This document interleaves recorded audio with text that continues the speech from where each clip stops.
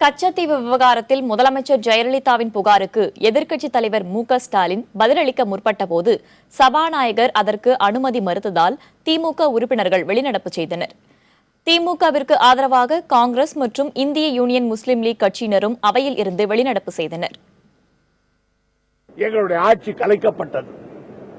ஆக ஆட்சி கலைக்கப்பட்ட பிறகு கவர்னருடைய ஜனாதிபதியுடைய ஆட்சி இங்கே அமலுக்கு வருகிறது.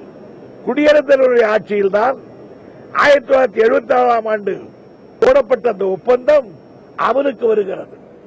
பிறகு 76 எமர்ஜென்சி, பிறகு 77 ஒரு 13 ஆண்டு காலம் எம்ஜிஆர் இருந்தார். எம்ஜிஆருக்கு இலங்கை பிரச்சனையிலே எள்ளளவாவது அதிலே அந்த